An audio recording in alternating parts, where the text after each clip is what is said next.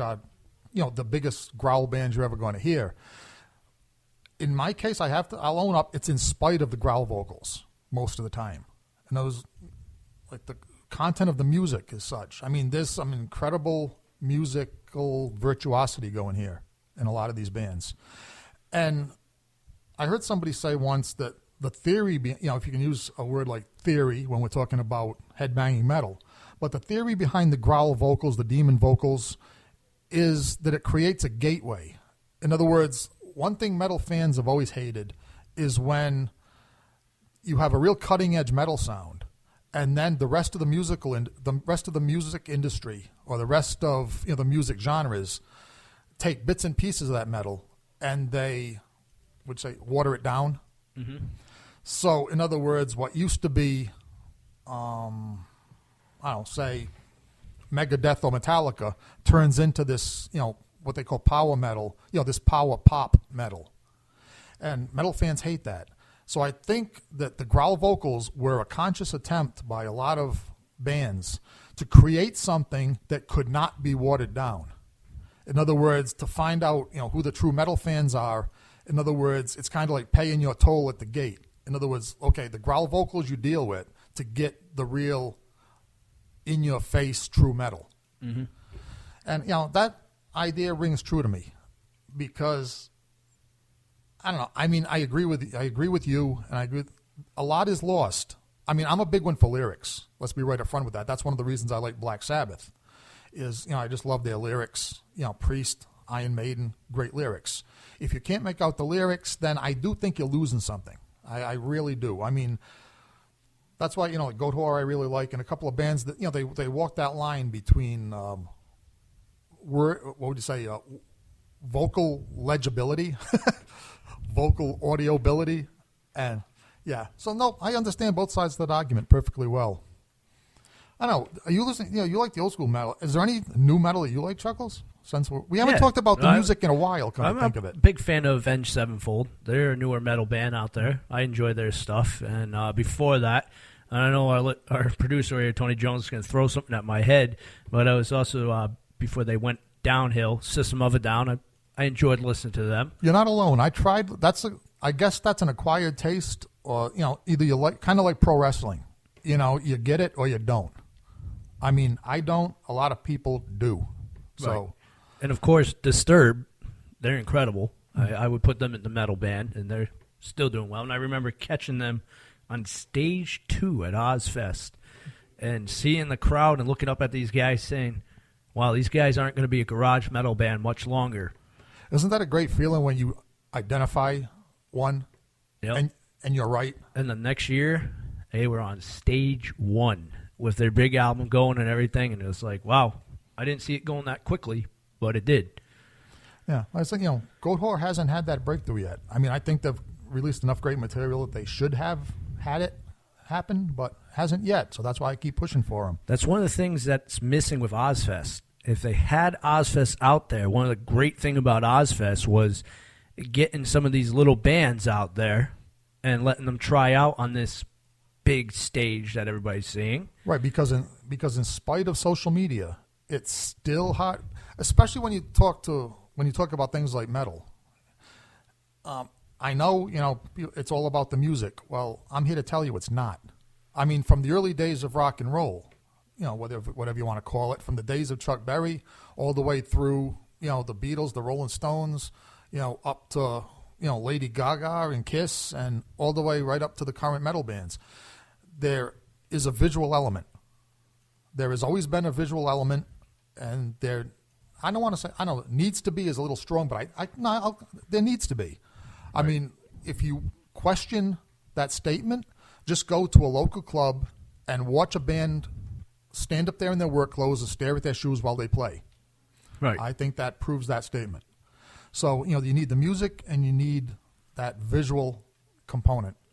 And you don't get the visual component. Well, you do. I mean, obviously, if you watch YouTube, if you watch your videos on social media, yes, you can see the band, but it's not the same thing. It's not the same thing as seeing a band in full fury at an event like Ozfest or Mayhem Fest. They're still kicking around. Yeah, they're they? Still kicking. But then when you have bands like Slipknot and my wife is going to stab me. Linkin Park headlining. That is not metal. Linkin Park is okay. They're an okay band, but they are not back, metal. My back, Chuckles' wife is in the studio, but my back is to her, so she can't see the grimace on my face when you said both, Slipknot and Linkin Park. So, yeah, she likes both of them. a lot of people like both of them, but they don't. You're right. They don't belong. No, they don't belong on the Mayhem Fest. Definitely do not. And they especially don't.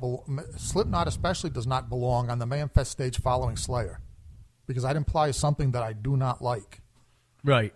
That more people are listening to that than Slayer. Or that Slayer is in other words, the last band of the night at a big event is the headline band. Mm-hmm. No matter what no matter what you want to say about co-headliners, no. The last band at a big event is the headline band, and Slayer went on before Slipknot. And I left in protest. I refuse. No. In this universe, that should not happen. Now, even though Slayer has slipped a little bit in recent years, even though there's a numbing sameness that's crept into their songwriting, even though Hanneman's dead, they're still Slayer, and never in this universe should Slayer come before Slipknot. Isn't that odd? You look at some of the bands that were playing at Mayhem Fest. You got Korn, Manson, some of all these other metal bands out there, and then all of a sudden Linkin Park. That does not fit. Well, it fits financially. Yeah. It fits financially. There's no way around that. They have to pay the bills. They want to get an audience in there. But I don't know, that it's a little disturbing, that they can't fill the place with just one. Myself, when I go to a club or I go to an event, now I know that diversity is supposed to be wonderful if you're a multiculturalist. I know that diversity, we're supposed to be open-minded to diversity, and usually I am. I eat all kinds of food, go out with all kinds of women. That's okay. But if I'm in the mood for a certain type of music, and it's not always metal, that's my favorite, but it's not always. But if I'm in the mood for a certain type of music, I don't want to be diverted from that. Right. If I go to a metal fest, I want metal. If I go to a rhythm and blues thing, I want rhythm and blues. Slayer shouldn't be at a rhythm and blues fest with George Benson any more than, Linkin Park should be on the bill with Slayer. It's just not right. It is awkward, and I'm not bashing Linkin Park. They're a good band. Oh no, they're outstanding, but they just don't belong at this venue. You got guys like Motorhead that headline this thing, and then all of a sudden you have a couple of years later Linkin Park. It's like, what? I know what you're saying. They want money and they want to keep this thing going, but they had their own fest. Linkin Park used to go around doing their own thing. What happened to that? It fizzle out, and now they got to jump onto this. That's a good question. Now Korn was doing right. Now Korn is attached to metal. Yeah, Korn festivals too. Yep. Yeah. No, I don't know if that is that because the audiences are bleeding together, so to speak. Could be more and more. Or I'll tell you, it's one thing is good about this musically, in that with social media, with YouTube, with all the different ways to listen to music these days, there's not that separate generational thing, and I guess it's good in a way, bad in a way. You always like to say, "Oh, my music's great, your music sucks." That was, for every generation of American kids that grew up since the 1950s, they always got to say that. Your parents' music sucked and yours is great, and the parents criticize it, and everybody fights and they're happy. Your parents wouldn't be caught dead, at a show that the kid, this one relative maybe up until the 80s, maybe, but then now everything's kind of blurred together. The edges have fallen. And I think would you say that's because of the internet?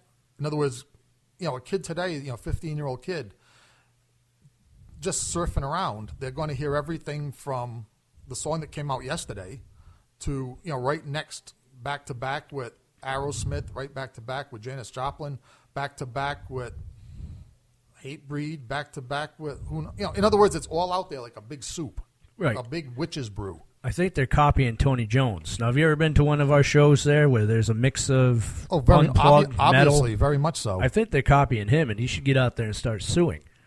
They're taking his ideas out there. They're introducing everybody to a little bit of everything. I see this coming up. And you're right, because I just went and saw 2 years ago Alice Cooper and Rob Zombie, both shock rockers, but both two different genres. You had the folks that were my parents' age there, and then you had my age there. And one of the biggest differences you'll see is when Rob Zombie came on, there was this thing called moshing. And yet you had all the people that were my parents' age that were really pissed off this was going on. Right, not just. You're right. I've seen that exact thing happen. It's not just they don't participate or they just decline to participate. They're actually pissed off because it's ruining their good time. Right, because they came to Alice Cooper, and Alice Cooper does not pit. You get drunk or you get lit up or something at Cooper, but you don't pit there. Right. And even more scary is that last time I saw Alice Cooper, some of these people were too geriatric to stand up for the whole show.